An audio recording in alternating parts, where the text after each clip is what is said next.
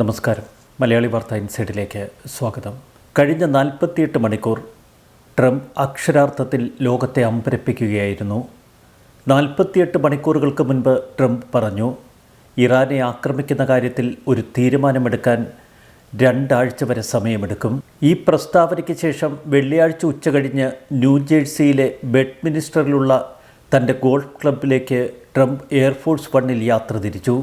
Air force one വിമാനത്തിലേക്ക് കയറുന്നതിന് മുൻപ് Trump മാധ്യമപ്രവർത്തകരോട് സംസാരിച്ചു. 2 ആഴ്ച എന്നത് പരമാവധി സമയമാണ്. ഇതിനിടയിൽ ഡൊണാൾഡ് ട്രംപ് തൻ്റെ ഉപദേഷ്ടാക്കളുമായി നിരന്തരം സമ്പർക്കം തുടർന്നു. ആഴ്ചകൾക്കുള്ളിൽ ഇറാൻ ഒരു ആണവ ബോംബ് നിർമ്മിക്കാൻ വളരെയേറെ അടുത്തുവെന്ന് ട്രംപ് മനസ്സിലാക്കിയ മണിക്കൂറുകൾ. ഇക്കാര്യങ്ങളിൽ കൂടുതൽ സ്ഥിരീകരണം ഇസ്രയേൽ നൽകി.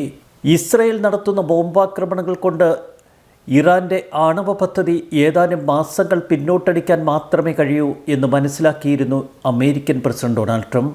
ഇറാൻ്റെ ആണവ കേന്ദ്രങ്ങൾ ആക്രമിക്കുന്നതിൽ അമേരിക്ക പരാജയപ്പെട്ടാൽ അതിൻ്റെ പൂർണ്ണ നാണക്കേട് ട്രംപിന് മാത്രമായിരിക്കും. ഇറാൻ പടുത്തുയർത്തിയ ഫോർഡോ എന്ന ആണവ കേന്ദ്രം തകർക്കണമെങ്കിൽ അമേരിക്കൻ പക്കലുള്ള ബങ്കർ ബസ്റ്റർ ബോംബുകൾ തന്നെ വേണം എന്ന് ഇസ്രയേൽ ആവർത്തിച്ചു പറഞ്ഞു. 30,000 പൗണ്ട് ഭാരമുള്ള 2 GBU-57 മാസീവ് ഓർഡിനൻസ് പെനട്രേറ്റർ ബോംബുകൾ ബങ്കർ ബസ്റ്ററുകൾ എന്ന് വിളിക്കപ്പെടുന്നു. എന്നാൽ ഈ ബോംബുകൾ ഒരു യുദ്ധത്തിൽ ഇതുവരെ പ്രയോഗിക്കപ്പെട്ടിട്ടില്ല. അതുകൊണ്ട് തന്നെ ഈ ബോംബുകൾ വർഷിച്ച് പൂർണ്ണ വിജയം കൈവരിക്കാൻ അമേരിക്കയ്ക്ക് കഴിഞ്ഞില്ല എങ്കിൽ ട്രംപിനതുണ്ടാക്കുന്ന നാണക്കേട് വലുതാണ്. അണുബോംബ് കഴിഞ്ഞാൽ ലോകത്തിൻ്റെ ഏറ്റവും പ്രഹരശേഷിയുള്ള ആയുധം എന്നാണ് ഈ ബങ്കർ ബസ്റ്റർ ബോംബുകൾ വിശേഷിപ്പിക്കപ്പെടുന്നത്. അമേരിക്കയുടെ ഏറ്റവും വലിയ കരുത്ത് എന്നവർ തന്നെ അവകാശപ്പെടുകയും ചെയ്യുന്നു.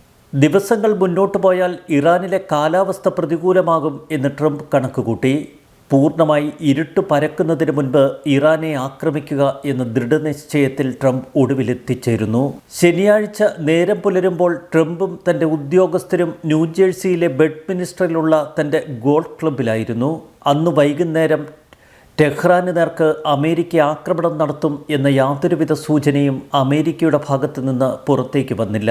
ഇതിനിടയിൽ ചില സോഴ്സുകളിൽ നിന്ന് പാർട്ടി ആരംഭിച്ചു എന്ന വാക്കുകൾ പ്രചരിച്ചു. ആണവ കേന്ദ്രങ്ങൾ തകർത്തെറിയണം, പക്ഷേ ഇറാനിൽ ഒരു ഭരണമാറ്റം ആവശ്യമില്ല എന്ന പ്രസ്താവന അമേരിക്കയുടെ ഭാഗത്തു നിന്ന് പിന്നീടുള്ള മണിക്കൂറുകളിൽ പുറത്തുവന്നു. വൈകുന്നേരം 4:30 ട്രംപ് ബെഡ്മിനിസ്റ്ററിൽ നിന്ന് മോറിസ് ടൗൺ മുനിസിപ്പൽ വിമാനത്താവളത്തിലേക്ക് ഹെലികോപ്റ്ററിൽ പോകുന്നു. മാധ്യമപ്രവർത്തകർക്ക് അദ്ദേഹം കൈവീശി നന്ദി പറഞ്ഞു. എന്നാൽ അദ്ദേഹം ടാർമാർ കടന്ന് എയർഫോഴ്സ് വണ്ണിലേക്ക് കടക്കുമ്പോൾ അദ്ദേഹത്തിൻ്റെ മുഖത്ത് പതിവില്ലാത്ത വിധം ഒരു നിശ്ചയദാർഢ്യം. വിമാനത്താവളത്തിൽ വെച്ചോ വാഷിങ്ടണിന് പുറത്തുള്ള ജോയിൻറ്റ് ബേസ് ആൻഡ്രൂസിൽ വിമാനമിറങ്ങിയപ്പോഴോ ട്രംപ് മാധ്യമങ്ങളുമായി സംസാരിച്ചതേയില്ല. പിന്നീട് അദ്ദേഹത്തിൻ്റെ മറൈൻ വൺ ഹെലികോപ്റ്റർ വൈകുന്നേരം 6 മണി കഴിഞ്ഞ് 1 മിനിറ്റായപ്പോൾ വൈറ്റ് ഹൗസിൻ്റെ സൗത്ത് ലോണിൽ ലാൻഡ് ചെയ്തു. താൻ പുതുതായി സ്ഥാപിച്ച അമേരിക്കൻ പതാകയ്ക്ക് നേരെ അദ്ദേഹം ആംഗ്യം കാണിച്ചു. ട്രംപ് എഴുന്നേറ്റ് നിന്ന് തംസപ്പ് ഉയർത്തിയാണ് ഒരാംഗ്യം കാണിച്ചത്. തള്ളവിരലുകൾ ഉയർത്തി മുഷ്ടി ചുരുട്ടി അദ്ദേഹം വീണ്ടും ആ പതാകയ്ക്ക് മുന്നിൽ തൻ്റെ നിശ്ചയദാർഢ്യം പ്രകടിപ്പിച്ചു. 2 മിനിറ്റുകൾക്ക് ശേഷം അദ്ദേഹം നേരെ വൈറ്റ് ഹൗസിലേക്ക് പ്രവേശിച്ചു. അദ്ദേഹത്തിൻ്റെ മൗനം അവിടെയുള്ളവർ ശ്രദ്ധിച്ചു. ഒരാക്രമണം നടത്താൻ എല്ലാം നിശ്ചയിച്ചുറപ്പിച്ചു വന്ന അമേരിക്കൻ പ്രസിഡന്റ് ഡൊണാൾഡ് ട്രംപിൻ്റെ നീക്കങ്ങൾ. വെസ്റ്റ് വിങ്ങിലെത്തിയ ട്രംപ് നേരെ സിറ്റുവേഷൻ റൂമിലേക്കാണ് പോയത്. അവിടെ ഇറാനെക്കുറിച്ചുള്ള അദ്ദേഹത്തിൻ്റെ ഉന്നതതല ഉപദേഷ്ടാക്കളുമായുള്ള ചർച്ചകൾ. Chief of staff Susie Wiles, പ്രതിരോധ secretary deputy chief of staff Dan Scavino, national intelligence director Tulsi Gabbard എന്നിവർ ട്രംപിനൊപ്പം. ട്രംപിൻ്റെ വലതുവശത്ത് റൂബിയോ ഇരുന്നു. ആക്രമണം ഉടൻ ആരംഭിക്കും എന്ന മുന്നറിയിപ്പ് നൽകാൻ ഇസ്രയേലിനെ ട്രംപ് ബന്ധപ്പെടുന്നു. തൻ്റെ മുന്നിലുള്ള ഏറ്റവും ശക്തമായ ഓപ്ഷനുകൾ സ്വീകരിക്കാൻ ട്രംപ് നിർബന്ധിതനായ മണിക്കൂറുകളാണ് കടന്നുപോയതെന്ന് വ്യക്തം. ഫോർഡോയെ നശിപ്പിക്കുക തന്നെയാണ് ട്രംപിൻ്റെ ലക്ഷ്യം. ഫോർഡോയെ ആക്രമിക്കാനായി അമേരിക്കയുടെ B-2 ബോംബർ വിമാനങ്ങൾ അങ്ങോട്ടേക്ക് ചീറിപ്പായുന്നതിന് തൊട്ടു മുൻപ് നതാൻസിലും ഇസ്ഫഹാനിലുമുള്ള മറ്റ് 2 ആണവ കേന്ദ്രങ്ങൾ നശിപ്പിക്കുന്നതിനായി US അന്തർവാഹിനികളിൽ നിന്ന് 30 ടോമഹോക്ക് മിസൈലുകൾ വിക്ഷേപിക്കുന്നതിന് ട്രംപ് ഉത്തരവ് നൽകി. 400 മൈൽ അകലെ നിന്ന് അന്തർവാഹിനികൾ ആക്രമണത്തിനായി തയ്യാറെടുത്തു. ഒരേ സമയം ഫോർഡോ ആണവ നിലയവും നതാൻസും മറ്റൊരാണവ നിലയവും തകർക്കപ്പെടണം. സിറ്റുവേഷൻ റൂമിലിരുന്ന കാര്യങ്ങൾ സഗൗരവം വീക്ഷിച്ചുകൊണ്ട് ട്രംപ് തുടർന്ന് അദ്ദേഹം എഴുന്നേറ്റ് നിന്നു. ഏതാനും മിനിറ്റുകൾക്കുള്ളിൽ തങ്ങളുടെ യജ്ഞം വലിയ വിജയമായിരുന്നുവെന്ന് ട്രംപിൻ്റെ പ്രഖ്യാപനം. നിമിഷങ്ങൾ മാത്രമാണ് ആക്രമണം നീണ്ടുനിന്നത്. മിഡിൽ ഈസ്റ്റിലുള്ള 40,000 US സൈനികരെ പൂർണ്ണമായി സംരക്ഷിക്കണം. ഇറാനിയൻ ഡ്രോൺ ആക്രമണങ്ങൾ ഏത് നിമിഷം വേണമെങ്കിലും സംഭവിക്കാം. ടെഹ്റാൻ അമേരിക്കയിലെ സ്ലീപ്പർ സെല്ലുകൾ ഉപയോഗിച്ച് അമേരിക്കയ്ക്കെതിരെ കൂടുതൽ ആക്രമണങ്ങൾക്കും ഒരുങ്ങിയേക്കാം. എല്ലാ സുരക്ഷാ ക്രമീകരണങ്ങൾക്കും ട്രംപ് നിർദ്ദേശം നൽകി. തുടർന്ന് ട്രൂത്ത് എന്ന തൻ്റെ സോഷ്യൽ മീഡിയ പ്ലാറ്റ്ഫോമിൽ ട്രംപ് കുറിച്ചു, ഇപ്പോഴാണ് സമാധാനത്തിനുള്ള സമയം. ഫോർഡോ പർവ്വതനിരകൾക്കിടയിൽ മലയിടുക്കിൽ സുരക്ഷിതമെന്ന് ഇറാൻ വിശ്വസിച്ച അവരുടെ ആണവ കേന്ദ്രം നിമിഷങ്ങൾക്കുള്ളിൽ തകർത്തെറിയുന്ന അമേരിക്കൻ കരുത്ത്. ട്രംപിൻ്റെ ധീരമായ തീരുമാനത്തെ നെതന്യാഹു പുകഴ്ത്തുന്നു. തുടർന്ന് ട്രംപ് ലോകത്തോട് പറഞ്ഞു, ലോകത്തിലെ ഏറ്റവും അപകടകരമായ ഭരണകൂടത്തെ, ലോകത്തിലെ ഏറ്റവും അപകടകരമായ ആയുധങ്ങളെ നിഷേധിക്കാൻ ഞങ്ങൾ ഇറങ്ങിത്തിരിച്ചു.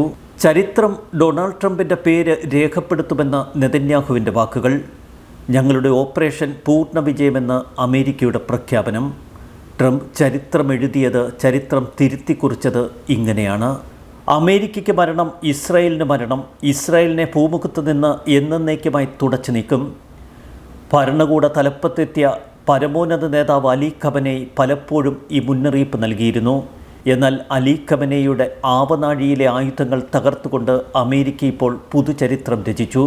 ലോകത്തിലെ ഏറ്റവും മാരകമായ ആയുധം ഇറാൻ നേടുന്നതിന് മുൻപ് അവരെ തകർക്കുക എന്ന തൻ്റെ ലക്ഷ്യം കൈവരിച്ചുവെന്ന് തുടർന്ന് ട്രംപ് പ്രഖ്യാപിച്ചു. തികച്ചും അപ്രതീക്ഷിതമായി അമേരിക്കയുടെ ആക്രമണം.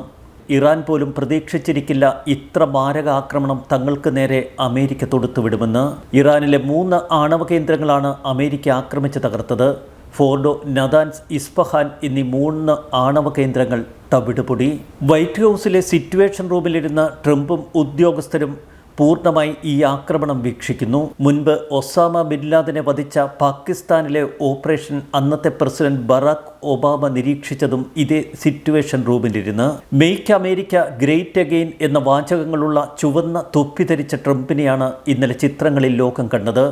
സിറ്റുവേഷൻ റൂമിലിരുന്ന് ഓപ്പറേഷൻ പൂർണ്ണമായി വീക്ഷിക്കുന്ന ട്രംപിൻ്റെ ചിത്രങ്ങൾ തുടർന്ന് വൈറ്റ് ഹൗസ് പുറത്തുവിട്ടു. ഇറാൻ്റെ ആണവ കേന്ദ്രങ്ങളിൽ തങ്ങൾ നടത്തിയ ആക്രമണം വൻ വിജയമായിരുന്നുവെന്ന് തുടർന്ന് ട്രംപ് ലോകത്തോട് പറഞ്ഞു. US സൈന്യത്തിൻ്റെ സുപ്രധാന നേട്ടമാണിത്. ആണവായുധമുണ്ടാക്കാനുള്ള ഇറാൻ്റെ ശേഷി തകർക്കുകയായിരുന്നു ഞങ്ങളുടെ ലക്ഷ്യം. അതുവഴി ലോകത്തെ തീവ്രവാദത്തിൻ്റെ ഏറ്റവും വലിയ സ്പോൺസറെ ഞങ്ങൾ തകർത്തിരിക്കുന്നു. 1979 ശേഷം ആദ്യമായി ഇറാനിൽ US ആക്രമണം നടത്തുന്നു. ആക്രമണം വിജയകരമെന്ന് ട്രംപ് വ്യക്തമാക്കിയതിന് തൊട്ടുപിന്നാലെ ഇസ്രായേൽ കൂടുതൽ കാര്യങ്ങൾ വെളിപ്പെടുത്തി. ഇറാനെ ആക്രമിക്കാൻ നിരവധി വ്യോമമാർഗങ്ങൾ അമേരിക്കയുടെ മുന്നിലുണ്ട്. ഗൾഫ് മേഖലയിൽ തന്നെ നിരവധി സൈനിക കേന്ദ്രങ്ങളുണ്ട്. എന്നാൽ പസഫിക് സമുദ്രത്തിലെ ഗ്വാം തിരഞ്ഞെടുക്കുകയായിരുന്നു അമേരിക്ക. പസഫിക് സമുദ്രത്തിലെ ചെറിയൊരു ദ്വീപാണ് ഗ്വാം. ഈ ദ്വീപിലാണ് US-ൻ്റെ ആൻഡേഴ്സൺ വ്യോമത്താവളം സ്ഥിതി ചെയ്യുന്നത്. ഈ വ്യോമത്താവളം കേന്ദ്രീകരിച്ചാണ് ആക്രമണത്തിനുള്ള ഒരുക്കങ്ങൾ അമേരിക്ക നടത്തിയതും. ശനിയാഴ്ച ആക്രമണത്തിൻ്റെ സൂചനകൾ നൽകി അമേരിക്കയുടെ B-2 സ്റ്റെൽത്ത് ബോംബർ വിമാനങ്ങൾ ഗ്വാമിലേക്ക് നീങ്ങിയത് പാശ്ചാത്യ മാധ്യമങ്ങൾ വലിയ പ്രാധാന്യത്തോടെയാണ് റിപ്പോർട്ട് ചെയ്തത്. US-ലെ മിസോറിയിൽ നിന്നാണ് ഗ്വാമിലേക്ക് യുദ്ധവിമാനങ്ങൾ പുറപ്പെട്ടത്. ഇറാനിൽ പുലർച്ചെ 2:30 മണി സമയം, ഇന്ത്യയിൽ രാവിലെ 4 മണി, അമേരിക്കയിൽ വൈകിട്ട് 6 മണി. ഇസ്രായേൽ ഒരുക്കിയ സുരക്ഷിത വഴിയിലൂടെ അമേരിക്കൻ ബോംബർ വിമാനങ്ങൾ നേരെ ഇറാനിലേക്ക്. എല്ലാ വിവരങ്ങളും നേരത്തെ തന്നെ അമേരിക്ക ഇസ്രായേലിനെ അറിയിച്ചിരുന്നു. ഇറാൻ്റെ ആണവ കേന്ദ്രങ്ങൾ ഭസ്മമാക്കുന്ന മുഴുവൻ വിവരങ്ങളും ഇസ്രായേലിന് നേരത്തെ തന്നെ ലഭിച്ചിരുന്നുവെന്ന് ഇസ്രായേൽ ഇപ്പോൾ വ്യക്തമാക്കി. 3 ആണവ കേന്ദ്രങ്ങളിലും ഒരേ സമയമാണ് അമേരിക്കൻ പോർവിമാനങ്ങൾ ബോംബുകൾ വർഷിച്ചത്. ഇക്കഴിഞ്ഞ ദിവസം ഒരു വ്യോമ ഇടനാഴി തങ്ങൾ സൃഷ്ടിച്ചെടുത്തു എന്ന് ഇസ്രായേൽ പ്രഖ്യാപിച്ചിരുന്നു. കൃത്യതയോടെയുള്ള ഇസ്രായേൽ ആക്രമണങ്ങളിൽ വ്യോമമേഖലയിൽ നിന്നുള്ള ഭീഷണി പൂർണ്ണമായി ഒഴിവാക്കുകയായിരുന്നു ഇസ്രായേൽ ലക്ഷ്യമിട്ടത്. അതിന് പിന്നാലെ വലിയ വഴിയൊരുക്കി അമേരിക്കൻ യുദ്ധവിമാനങ്ങൾക്ക് നിഷ്പ്രയാസം തങ്ങളുടെ ദൗത്യം പൂർത്തീകരിക്കാൻ കഴിഞ്ഞു. ഇറാന്റെ ആണവ കേന്ദ്രങ്ങൾ ആക്രമിക്കാൻ അമേരിക്കൻ ബോംബർമാർ 37 മണിക്കൂർ തുടർച്ചയായി പറന്നു. ആകാശത്ത് വെച്ച് 3 തവണയാണ് ഇന്ധനം നിറച്ചത്. അമേരിക്കയുടെ B-2 സ്പിരിറ്റ് ബോംബർ വിമാനങ്ങൾ മിസ്സൂറിയിൽ നിന്ന് ഏകദേശം 37 മണിക്കൂർ നിർത്താതെ പറന്നുവെന്നാണ് ഇപ്പോൾ പുറത്തുവരുന്ന റിപ്പോർട്ടുകൾ. ആകാശത്ത് വെച്ച് തന്നെ പലതവണ സ്റ്റെൽത്ത് ബോംബറുകൾ ഇന്ധനം നിറച്ചു. എല്ലാറ്റിനുമൊടുവിൽ ട്രംപ് പറഞ്ഞു, ഫോർഡോ പോയി. ദൗത്യത്തെ അത്ഭുതകരമായ വിജയമെന്നാണ് ട്രംപ് വിശേഷിപ്പിച്ചത്. ഇത് അമേരിക്കൻ സൈന്യത്തിൻ്റെ കരുത്ത് ലോകത്തിന് മുന്നിൽ കൃത്യമായി വിളിച്ചറിയിക്കുന്ന ഒരു ഓപ്പറേഷനായിരുന്നു. ബങ്കർ ബസ്റ്റർ ബോംബുകളും ടോമഹോക്ക് മിസൈലുകളും സംയോജിപ്പിച്ച് നടത്തിയ ആക്രമണങ്ങൾ വർഷങ്ങളായി ഇറാനെതിരെ US നടത്തിയ ഏറ്റവും നേരിട്ടുള്ള അതിശക്തമായ സൈനിക നടപടി. ഫോർഡോയിൽ 6 ബങ്കർ ബസ്റ്റർ ബോംബുകളും മറ്റാണവ സ്ഥാപനങ്ങളെ ലക്ഷ്യമിട്ട് ഏകദേശം 30 ടോമഹോക്ക് മിസൈലുകളും ഉപയോഗിച്ചുവെന്ന് ട്രംപ് വ്യക്തമാക്കി. ഇക്കഴിഞ്ഞ ദിവസങ്ങളിൽ ഇറാനിയൻ ആണവ കേന്ദ്രങ്ങളിൽ ഇസ്രയേൽ നടത്തിയ നിരവധി ആക്രമണങ്ങൾ. മുൻകാലങ്ങളിൽ ഇസ്രയേൽ ആണവ നിലയങ്ങൾക്ക് നേരെ രഹസ്യ ആക്രമണങ്ങളായിരുന്നു തുടർന്നത്. ഇസ്രയേലിനൊപ്പം ഇറാനെ ആക്രമിക്കാനുള്ള യജ്ഞത്തിൽ പങ്കുചേർന്നത് വഴി അമേരിക്ക ചരിത്രത്തിൽ മറ്റൊരു വഴിത്തിരിവിന് കാരണമാകുന്നു. ആക്രമണത്തിന് ശേഷം ട്രംപ് വിശദമായി ഇസ്രയേൽ പ്രധാനമന്ത്രി ബെന്യമിൻ നെതന്യാഹുവുമായി ചർച്ച നടത്തി. നതാൻസും ഇസ്ഫഹാനും ഇസ്രയേൽ മിക്കവാറും നശിപ്പിച്ചെറിഞ്ഞിരുന്നു. അതിൻ്റെ ബാക്കി ദൗത്യമാണ് അമേരിക്ക തുടർന്നത്. ആണവ പദ്ധതി കുറഞ്ഞത് 6 മാസത്തേക്ക് വൈകും ഇസ്രയേൽ ആക്രമണങ്ങളിലൂടെ എന്ന് US കരുതിയിരുന്നു. എന്നാൽ അപകടം അതിനപ്പുറത്തേക്ക് വളർന്നു എന്ന് തിരിച്ചറിഞ്ഞ ചില ഉപഗ്രഹ ദൃശ്യങ്ങൾ. ഇറാനെതിരെയുള്ള ആക്രമണം നിശ്ചയിക്കാൻ 2 ആഴ്ച സമയം വേണ്ടിവരുമെന്ന് പറഞ്ഞ ട്രംപ് എന്തുകൊണ്ട് പെട്ടെന്ന് തൻ്റെ മനസ്സുമാറ്റി ആക്രമണത്തിന് മുതിർന്നു?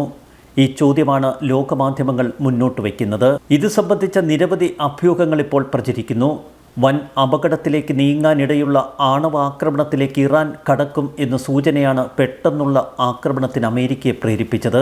US കമ്പനിയായ മാസ്കർ ടെക്നോളജീസ് പുറത്തുവിട്ട ഒരു ഉപഗ്രഹ ചിത്രം ഇറാൻ ആണവ യുദ്ധത്തിലേക്ക് നീങ്ങുന്നതിൻ്റെ ലക്ഷണങ്ങളാണ് ഈ ചിത്രത്തിലുള്ളത്.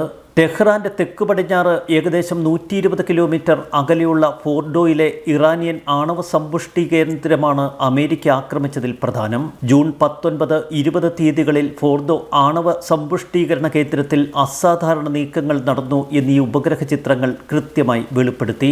ജൂൺ 19-ന് 16 ട്രക്കുകൾ ഉൾപ്പെടുന്ന ഒരു സംഘം ഫോർദോയിലെ ആണവ കേന്ദ്രത്തിന്റെ പ്രവേശന കവാടത്തിലുള്ള റോഡരികിൽ നിലയുറപ്പിച്ചിരിക്കുന്ന ചിത്രങ്ങൾ. ജൂൺ 20-ന് തുടർന്നുള്ള ചിത്രങ്ങളിൽ പ്രധാന കേന്ദ്രത്തിന്റെ പ്രവേശന കവാടത്തിന് സമീപം കൂടുതൽ ട്രക്കുകൾ, നിരവധി ബുൾഡോസറുകളും സ്ഥലത്തേക്കെത്തുന്നു. ജൂൺ 13-ന് ഇസ്രായേൽ ഇറാനെതിരെ ആക്രമണം ആരംഭിച്ചതു മുതൽ ഫോർദോ കേന്ദ്രത്തിന്റെ ഉയർന്ന റെസൊല്യൂഷൻ ഉപഗ്രഹ ചിത്രങ്ങൾ വിദഗ്ധർ എടുത്തുകൊണ്ടിരുന്നു. എന്നാൽ ജൂൺ 19, 20 തീയതികളിൽ ഈ ആണവ കേന്ദ്രത്തിന് മുന്നിൽ നടന്ന അസാധാരണ നീക്കങ്ങൾ അമേരിക്ക ശ്രദ്ധയോടെ വീക്ഷിച്ചു. തുടർന്നാണ് ഇറാനിലെ ആണവ കേന്ദ്രങ്ങൾ തകർക്കാൻ മാസീവ് ഓർഡിനൻസ് പെനട്രേറ്റർ എന്ന ബങ്കർ ബസ്റ്റർ ബോംബുകൾ ഉപയോഗിക്കാനുള്ള തീരുമാനം അമേരിക്ക കൈക്കൊള്ളുന്നത്. അമേരിക്കൻ ആക്രമണത്തെ തുടർന്ന് ഇസ്രായേലിന് നേർക്ക് തുടർച്ചയായി ബാലിസ്റ്റിക് മിസൈലുകൾ വിക്ഷേപിക്കുകയാണ് ടെഹ്റാൻ. എന്നാൽ മാരകമായ തിരിച്ചടി ഇനിയും ഇറാനെ കാത്തിരിക്കുന്നുവെന്ന് ഇസ്രായേൽ വ്യക്തമാക്കി. അതിലപ്പുറം അമേരിക്കയ്ക്കു നേരെ എന്തെങ്കിലും തരത്തിലുള്ള പ്രത്യാക്രമണത്തിന് ഇറാൻ ഒരുങ്ങിയാൽ അതിൻ്റെ ഫലം മാരകമായിരിക്കുമെന്ന് ട്രംപും. അമ്പരന്ന് നിൽക്കുന്ന ലോകം ഒരു വശത്ത്, മറുവശത്ത് കലിപൂണ്ട് നിൽക്കുന്ന ട്രംപും US-ഉം. ഇസ്രായേൽ തങ്ങളുടെ ദൗത്യം തുടർന്നുകൊണ്ടേയിരിക്കുന്നു. ന്യൂസ് ഡെസ്ക് മലയാളി വാർത്ത.